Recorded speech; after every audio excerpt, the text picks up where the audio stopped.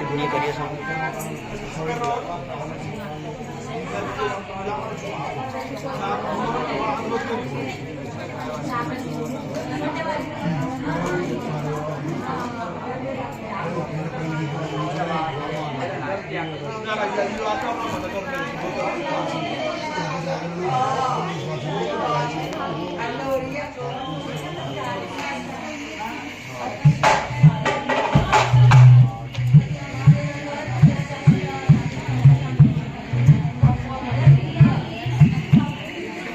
ये भाई तुगलकाबाद में जागरण है बाबा मोहन राम का, जग्गी भगत जी का, परमजीत के घर पर कुआ पूजन के उपलब्धि में ये बाबा जी का जागरण बुला हुआ था। आज 6 साल बाद हो रहा है।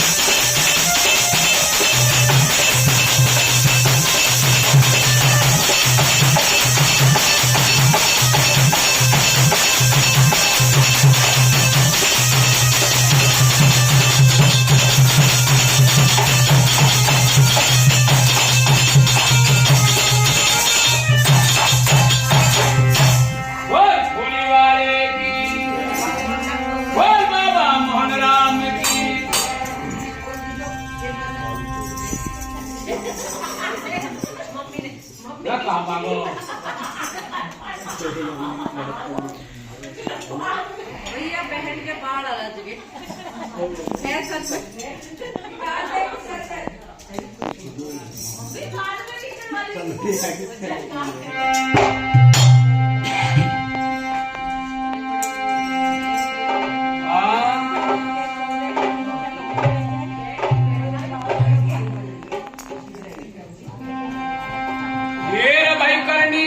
क्यों करे और क्यों करके बचगाए।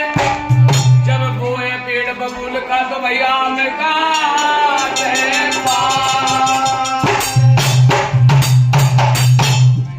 कल्पना करे और बताया कि सब कर्मों का देखा है हुक्का कर्म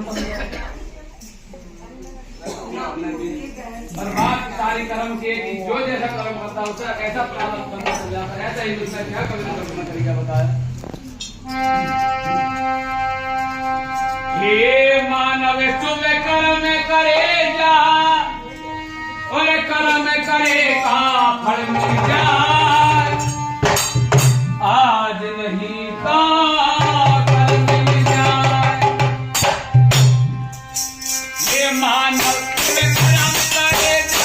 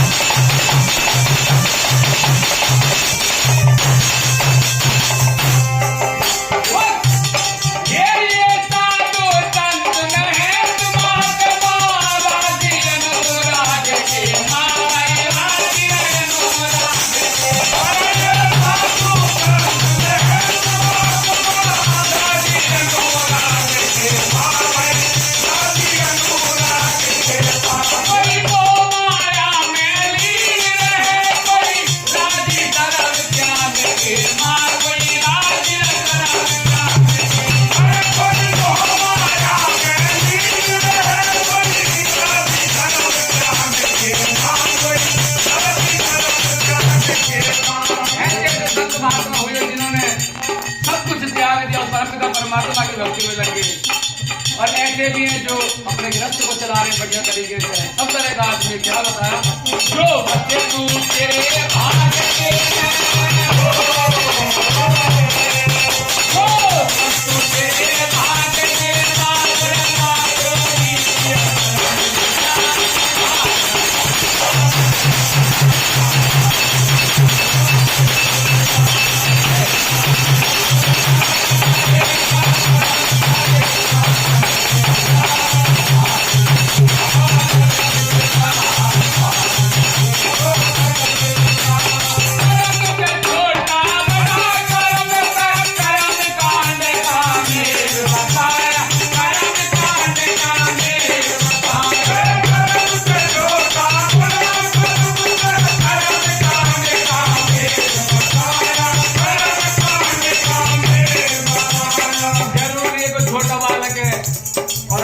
ज्यादा है तो आप ज्यादा ज्ञानी हो या आप ज्यादा बड़े हो, क्या पता उसमें कितनी भक्ति है, कितनी शक्ति है। क्योंकि प्रहलाद महाराज भी छोटे से थे, गुरु महाराज 5 वर्ष की अवस्था में जब सौतेली माँ ने कह दी कि सिंहासन पर बैठने का तेरा हक नहीं है, तो मेरा बेटा बैठेगा, तो परमपिता परमात्मा को याद करता है, कहता है कि अब तुम्हारी ही गोदी में बैठता। उसकी भी माँ ने उसे प्रेरणा दी कि बेटा ये तो तेरा बाप है, तुझे उसकी गोदी में बैठना है जो सबका परमपिता परमात्मा, जो सबका पिता है।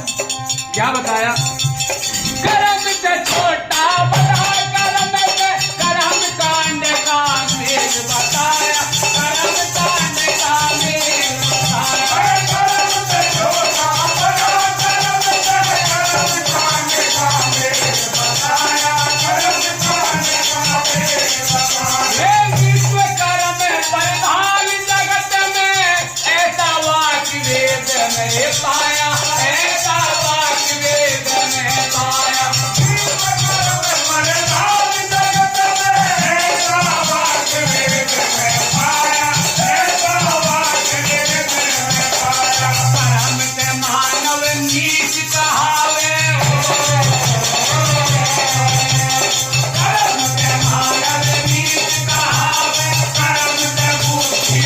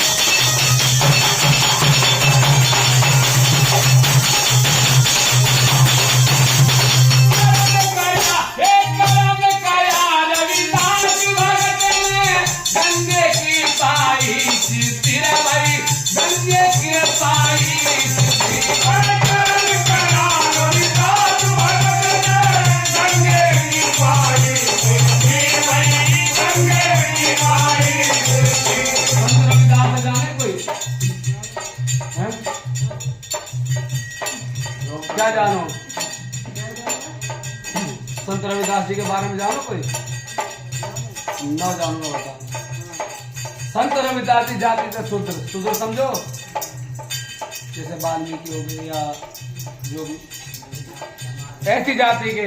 कवि गंगा जी ने गए बस अपनी झोपड़ी पे भगवान का नाम लेकर सच्चे मन से गंगा मैया ढाई करे। तो एक दिन अपनी झोपड़ी पे बैठ करके चमड़े का काम कर रहे थे, चमड़ा जूते चप्पल का। तो जी ब्राह्मण देवता निकले जा रहे, सोचे कि पहले जूती खांसी ना थोड़ी ठीक करवा लेता हूँ। तो बात कर रहे थे 2-3 जने थे आपस में कि मैं गंगा मैया पे जाना लेट हो रहे हैं। तो जैसे ही सुनता है कि मैं गंगा मैया पे जा रहे हैं, जिस खटौटी में चमड़ा धोए, जिस खटौटी में समझो, जिस खटौटी में चमड़ा धोए करे, उसी खटौटी में से अन्न निकाल कर दे दी कि भाई आप जा रहे हो तो मेरी भी एक अन्न अर्पण कर दे गंगा मैया पे। ब्राह्मण देव तो कहते हैं एक तो तेना निकाल के काहे में तो दिए जा, मैं तो रोज चमड़े धोवे। मैं पहले तो हाथ में पकड़ने में अन्न के ऐसे हाथों से दे रहा हूँ, क्यों कहा नुक हाथ में लग जाने। फिर जैसे तैसे भी ले ली, फिर 2-3 बात करी नुक भाई ऐसे करिए तो अगर गंगा मैया अपना हाथ ऊपर करके मेरी अन्य ले वे तो ही दीजो, नहीं तो वापसी ले आइयो। तो गंगा मैया पे जाते हैं, ब्राह्मण देवता स्नान करते हैं। उसके बाद याद आता है कि भाई एक रेदू ने, क्योंकि गरीबी में कई नाम हो जाए, रविदास से रेदू कहने लगे कि उसने भी ये करने दिए और कहिए भाई गंगा मैया जब हाथ ऊपर करे तो ही दीजो, ये तो वापसी ले आइयो। तो गंगा मैया को कहता है कि ये तेरे एक रेदू ने दिए, ले गंगा मैया। जैसे 2-3 बार की गंगा मैया का हाथ ऊपर आ गया, बोल गंगा मैया की। गंगा मैया एक हाथ से उसको अर्पण कर लेती है, ग्रहण करती है, दूसरे हाथ से एक सोने का कंगन देती है, कहती है कि जाकर के मेरे उसी रविदास को जाकर के देना ये कंगन। तो पंडित जी महाराज के लालच आ जान यह कंगन बेच अगर राजा कहते तो खूब धन मिलेगा, वहां कापत कर ली है। जाके जी राजा के पास पहुंच गया। राजा ने सोची कि क्या लाया है, नुक कंगन लाया हूं। नुक दूसरा नुक रुक जा, पहले मैं रानी बुला के लाऊं, मेरे किसी काम का नहीं, रानी से पूछनी पड़ेगी। रानी को दिखाया, रानी कहने लगी बड़ा सुंदर कंगन है, ऐसा कंगन तो मैंने कहीं नहीं देखा, लेकिन मुझे एक से काम नहीं, दोनों चाहिए मुझे। तो जैसे जैसे बताता कि या तो तू दूसरा कंगन दे या तू चोरी करके ला कर तेरे पास नहीं है। तो रोने लगता है, कहता कि ऐसे ऐसे मैं तो लालच में आ गया, ये तो रविदास के लिए गंगा मैया ने भेंट स्वरूप दिया था। तो अगर ऐसी बात है तो मुझे लेके चल, राजा कहता है। तो राजा को लेकर के उसी झोपड़ी पे जाता है और झोपड़ी पे जाकर के कहता है कि भाई अगर तू सच्चा भक्त है तो हमें दूसरा कंगन चाहिए। और ऐसे से बता रही कि भाई गंगा मैया ने दिया, कि मेरी कोई शक्ति नहीं है, तो गंगा मैया की शक्ति है। खटौटी के पास जाकर के कहता कि यहाँ पे आकर आप खड़े हो जाओ, अरदास लगाता, कहता कि हे गंगा मैया आज तेरे भगत की परीक्षा ली जा रही है, किस प्रकार से। कहता है कि हे गंगा मैया मेरी अर्जी स्वीकार करो। और सबसे कहता है कि एक बार जोर से जयकारा लगाओ, क्या पता कृपा हो जाए, आप भी जयकारा लगाओ, बोल गंगा मैया की जय।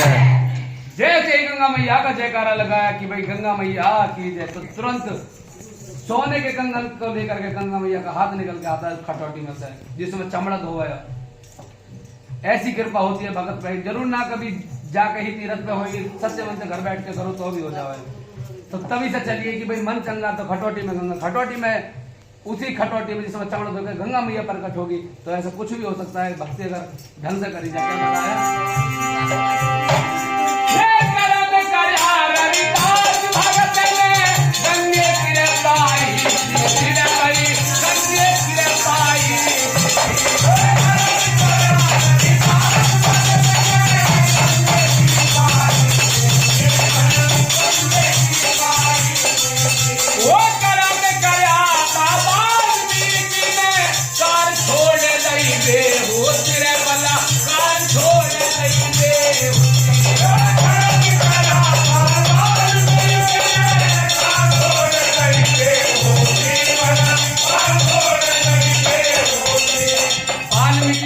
डाकू था पहले, और जब भक्ति करी तो डाकू बने तो खूब तगड़े बने। और फिर उसके बाद जब भक्ति करी तो ऐसी करती कि रामायण एडवांस में लिख दी, पैसा तो हो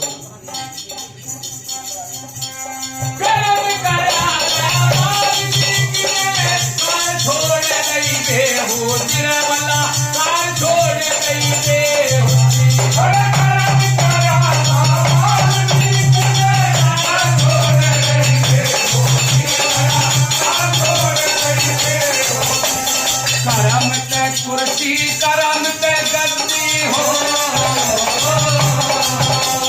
करम पे कुर्सी करम पे गद्दी, करम पे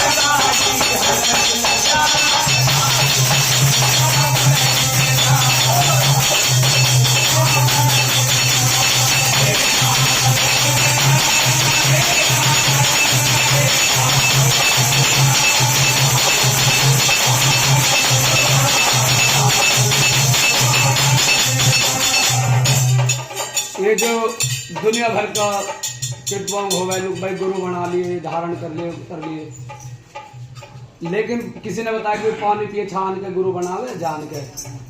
लेकिन आजकल तो गुरु ज्यादा ऊपर हो रहे, कैसे 4 दिन खुद माड़ा न जपे इतने चेला ढूंढने लगे हैं। नु कब तू होगा गुरु, ये कर्म का फेर है। गुरु बनना बड़ा टेढ़ी खीर है, चेला बनाना तो 1 मिनट का काम है, 2 मिनट में 2 घंटे और होगा काम, पहला दिन माला होगा चेला।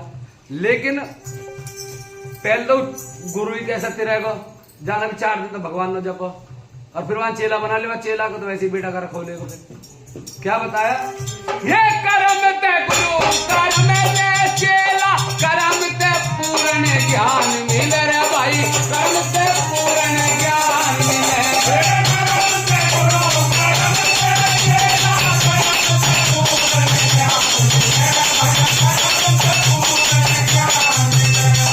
जो कहते हैं ना लोग भाई औलाद कपूत निकलेगी, ये सब कर्मों का लेखा, जो उसने पहले लिखा क्या ना परमाणु में वही करेगा, क्या करने पढ़ा लो, कर्मों का दंड पड़े भोगना, कर्मों से संतान मिले भाई, कर्मों से संतान मिले, कर्मों का दंड पड़े भोगना, कर्मों से संतान मिले भाई, कर्मों से संतान मिले।